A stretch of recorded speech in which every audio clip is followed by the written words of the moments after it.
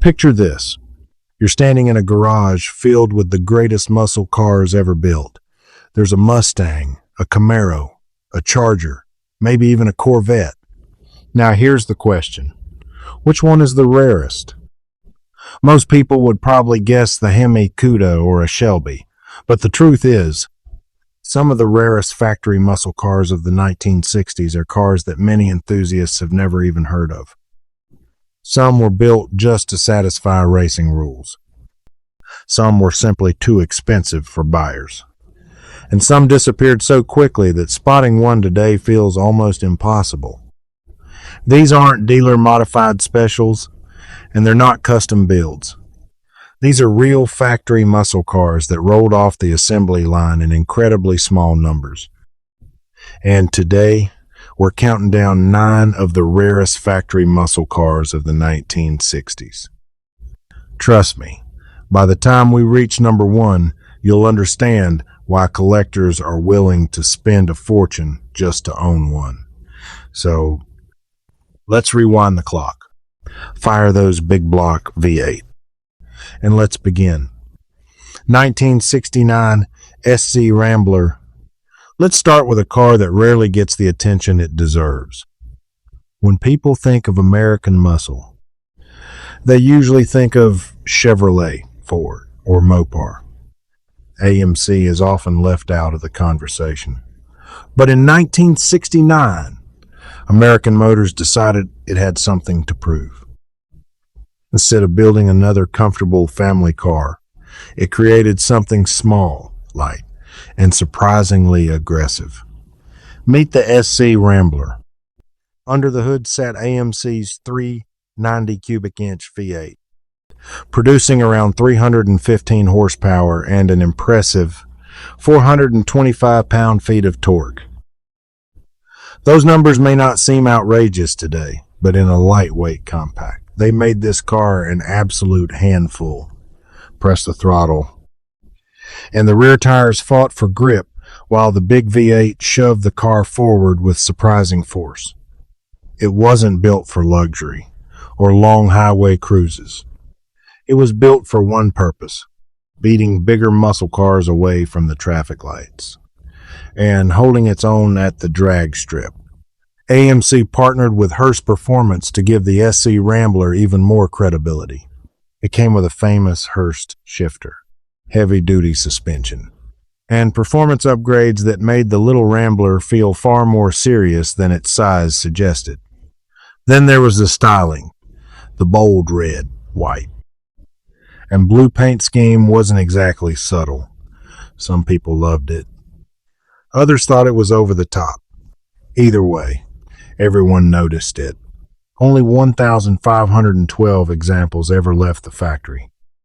Compared with the hundreds of thousands of Mustangs, Camaros, and Chevelles produced during the muscle car era, that makes the SC Rambler genuinely rare. Many were raced hard, modified, or simply worn out over the years, making original survivors much harder to find today. When one appears at auction, collectors know exactly what they're looking at. A fearless underdog, built by the smallest of Detroit's muscle car makers, and a machine that finally earned the respect it always deserved. 1969 Chevrolet COPO Camaro. Now here's a car that almost wasn't allowed to exist. Back in 1969, Chevrolet had a rule, officially. The Camaro wasn't supposed to receive an engine larger than 400 cubic inches. That sounded final. Except, some very clever dealers found a loophole. It was called COPO, short for Central Office Production Order. Originally, the COPO system was designed for fleet vehicles, things like police cars, taxi fleets, or commercial trucks. But dealers, led by performance enthusiasts, realized they could use that same ordering system to request Camaros fitted with the monstrous 427 cubic inch big block V8. Chevrolet never advertised it. Most buyers never even knew it existed. But those who did, ended up with one of the fastest Camaros money could buy. The L72 427 produced a factory-rated 425 horsepower, although many enthusiasts believe the real figure was even higher. With massive torque and brutal acceleration, the COPO Camaro became a serious threat on both the street and the drag strip. Around 956 COPO, 9,561 Camaros were produced. Compared with the hundreds of thousands of regular Camaros Chevrolet built, that's an incredibly small number. And the best part? It didn't scream for attention. No giant wings. No outrageous graphics. No flashy badges announcing what was hiding beneath the hood. Just clean styling. And unbelievable performance waiting to surprise anyone brave enough to line up beside it. It was the definition of a sleeper. The kind of car that looked almost ordinary, right up until the traffic light turned green. Many were raced hard during their early years, and some lost their original engines or documentation, making genuine surviving examples even rarer today. That's exactly why collectors pay such close attention whenever an authentic COPO appears for sale. Today, the 1969 Chevrolet COPO Camaro stands as one of the most desirable Chevrolets ever built. Because sometimes the rarest legends are also the quietest. 1969 Ford Mustang Boss 429.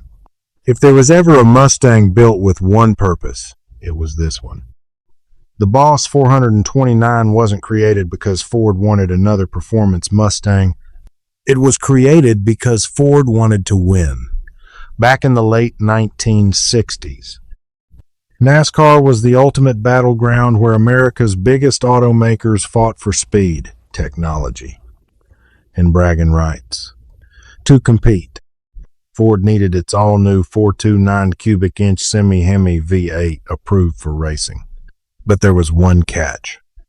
The engine had to be installed in a production car before NASCAR would homologate it.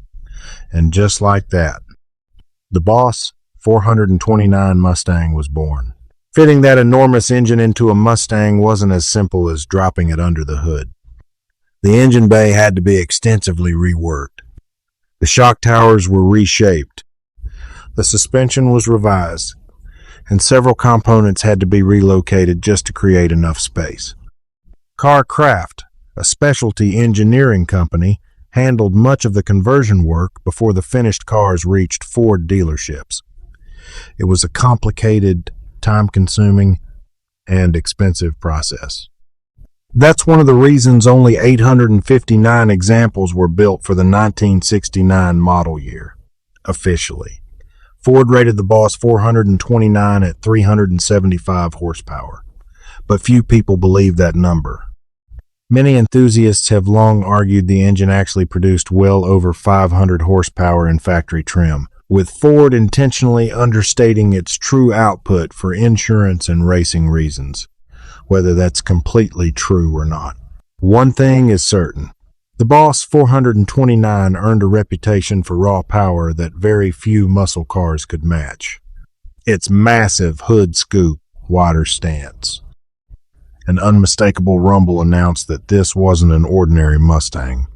Even standing still, it looked ready for the racetrack. Today, collectors don't just see another classic Mustang. They see the car that helped Ford qualify one of its greatest racing engines and chase victory on NASCAR's biggest stages.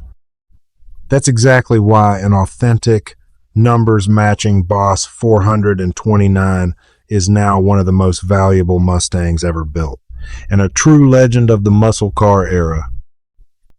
1968 Shelby GT 500 KR Convertible. Some cars earn nicknames. This one earned a crown. KR stood for King of the Road. And honestly, it wasn't an exaggeration. By 1968, Carroll Shelby had already built a legendary reputation turning ordinary Mustangs into world-class performance machines. But he wanted to make one more statement. One final reminder that a Shelby wasn't just another Mustang. The answer was the GT 500KR. Under the hood sat Ford's legendary 428 Cobra Jet V8, officially rated at 335 horsepower. But almost everyone knew that figure was intentionally conservative. Many enthusiasts believed the real output was well over 400 horsepower. The moment the throttle opened, the king of the road lived up to its name. Massive torque, effortless acceleration, and a thunderous V8 soundtrack made every drive unforgettable. Whether pulling away from a traffic light or charging down an open highway, the GT 500KR always felt like it had power in reserve. What makes this version especially desirable is its rarity. Only 518 convertibles were produced for the 1968 model year, compared with Shelby's already limited production. That makes this one of the rarest factory-built Shelby muscle cars of the entire decade. Adding to its appeal were unique Shelby touches. The functional hood scoop, distinctive front end, sequential taillights, and signature badging made it instantly recognizable. With the top folded down, there were few American performance cars that looked more dramatic. Lower the roof, press the accelerator, and the deep rumble of that Cobra Jet V8 tells you everything you need to know. This wasn't built for quiet cruising. It wasn't about luxury alone. It was about delivering effortless American performance with unmistakable Shelby style. Today, surviving GT 500KR convertibles are among the most sought-after classic Mustangs in the world. Collectors don't just see another rare convertible. They see one of Carroll Shelby's greatest creations, a machine that perfectly captured the peak of his partnership with Ford, a true king of the road. Then, and now, 1968 Dodge Dart Hemi LO23. This wasn't a muscle car built for everyday driving. It wasn't built to impress your neighbors, and it definitely wasn't built for comfort. The Dodge Dart Hemi LO23 had one mission: to dominate the quarter mile. In 1968, Dodge teamed up with Hearst Performance to create one of the most outrageous factory drag cars America had ever seen. The formula was simple. Take the lightweight Dodge Dart, remove anything that wasn't absolutely necessary, then squeeze a monstrous 426 Hemi V8 under the hood. The result? A car that looked fairly ordinary, but accelerated like it had been launched from a slingshot. The race-bred Hemi was officially rated at 425 horsepower, although everyone knew it was capable of much more. Combined with the Dart's lightweight body, it delivered breathtaking straight-line performance that few production cars could match. To save every possible pound, many comforts disappeared. The interior was stripped down. The battery was relocated to the trunk for better weight distribution. The hood and front fenders were made from lightweight fiberglass, and even sound insulation was kept to a minimum. Everything about the low 23 was engineered with one goal: maximum acceleration. Only 80 examples were produced. That's it. Just 80 factory-built drag monsters. Compared with virtually every other muscle car of the era, that makes the LO23 exceptionally rare. Because of its extreme nature, many buyers drove them straight from the dealership to the drag strip. Some were fitted with racing parts almost immediately. Others were pushed to their limits weekend after weekend until they were damaged, rebuilt, or simply disappeared. As a result, finding a genuine numbers-matching LO23 today is incredibly difficult. When one appears at auction, collectors know they're looking at something truly special. The LO23 wasn't built to be refined. It wasn't built to be practical. It was built for racers, by racers.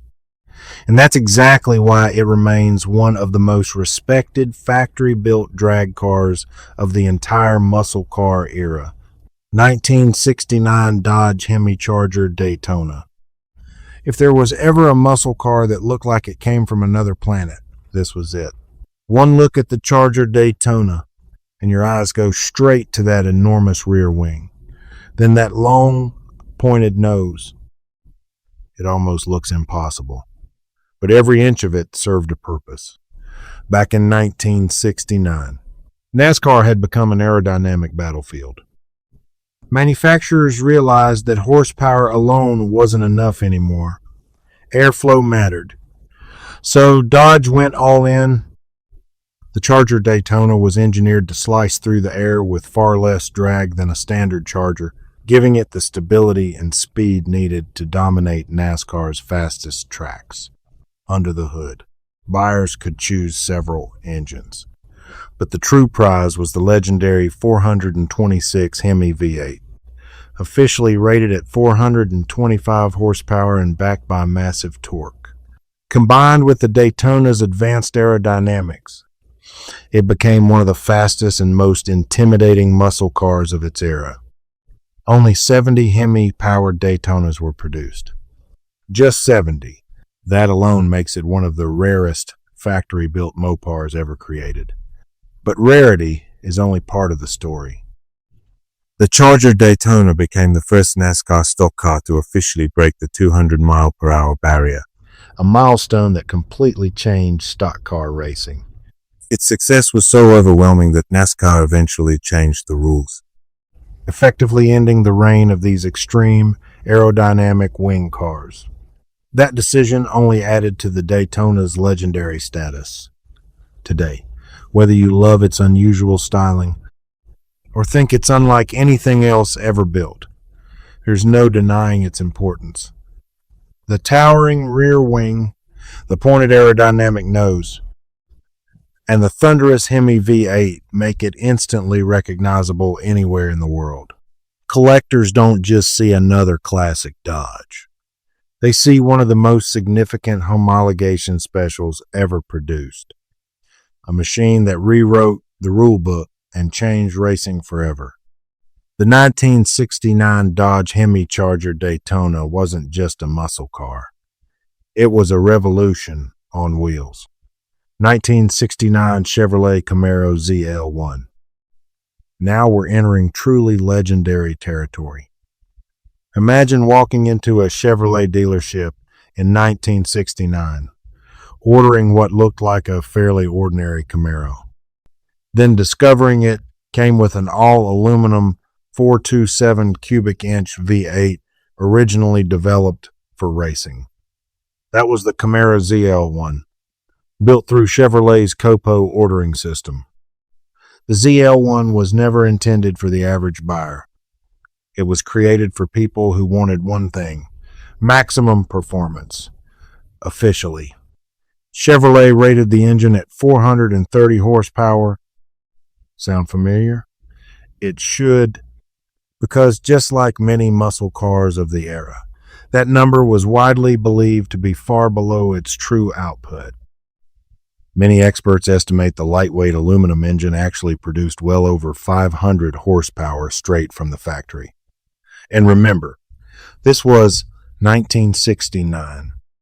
Performance like that was almost unbelievable. The all-aluminum engine also weighed significantly less than a traditional iron big block, giving the ZL1 an incredible balance of power and reduced front-end weight. The result was blistering acceleration, making it one of the quickest factory-built muscle cars of its time. The problem? It wasn't cheap. In fact, the ZL1 performance package cost nearly as much as the Camaro itself. That price shocked buyers. Many simply couldn't justify spending so much on a single option, no matter how fast the car was. As a result, only 69 examples were ever built. Just 69. That tiny production number instantly placed the ZL1 among the rarest Chevrolets ever produced. Many were raced, modified, or pushed to their limits, making original numbers matching survivors even more difficult to find today. When one appears at auction, collectors don't hesitate. They know opportunities like that rarely come around. The Camaro ZL1 wasn't simply fast. It was revolutionary. A factory-built race car hiding beneath the body of one of America's most recognizable muscle cars, and one of the greatest performance legends Chevrolet has ever created. And now, we've reached the final two. One is the rarest first-generation Trans Am ever built. The other is a Corvette so exclusive that it was never meant for the average customer. 1969 Pontiac Trans Am Ram Air 4. Before the Trans Am became one of America's most recognizable muscle cars, it was a gamble. In 1969, Pontiac introduced the very first Trans Am, hoping to create something that stood apart from every other pony car on the road. It certainly looked the part. The white paint, the signature blue racing stripes, the functional hood scoops, the front air dam, and the rear spoiler. Everything about it hinted that this wasn't an ordinary Firebird. But if you look closely at the option sheet, there was one version that stood above all the rest, the Ram Air 4. This wasn't just another V8. Its 400 cubic inch engine featured stronger internal components, high-flow cylinder heads, a more aggressive camshaft, and an advanced intake system designed to let the engine breathe at high RPM. Officially, Pontiac rated it at 345 horsepower.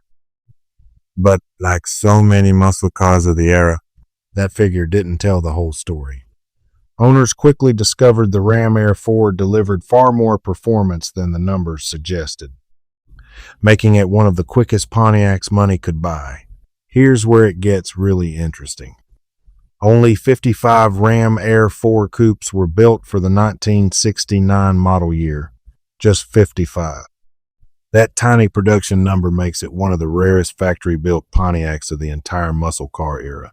Many early Trans Ams were driven hard, modified, or lost over the decades, making authentic survivors incredibly difficult to find today. Because of that rarity, originality has become everything.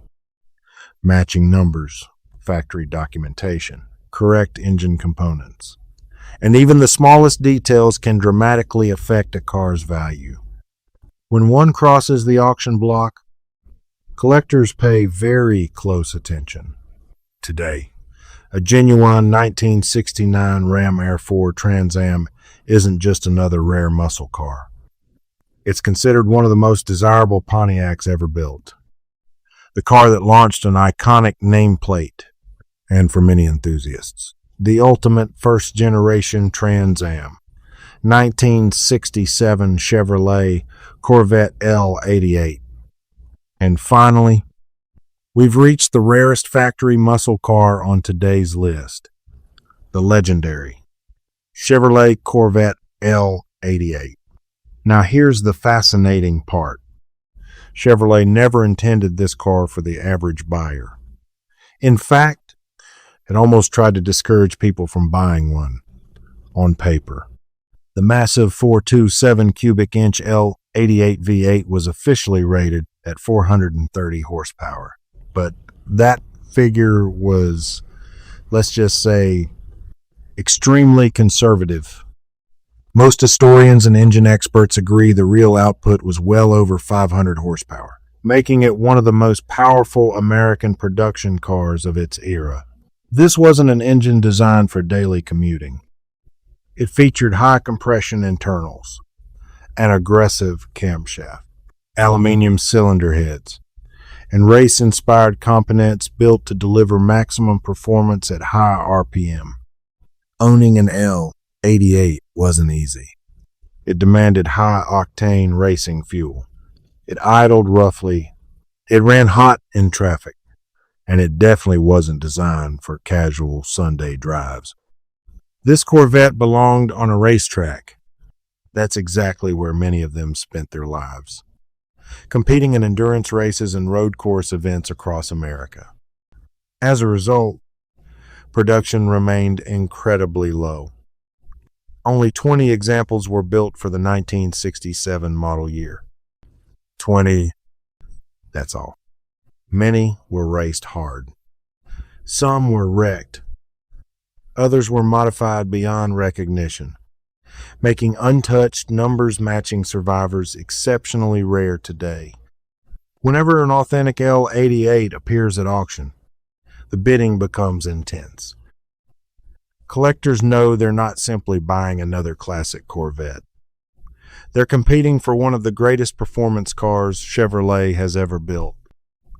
It's not unusual for a genuine L88 to sell for several $1,000,000, especially when it retains its original drivetrain, documentation, and racing history. The L88 wasn't just a Corvette.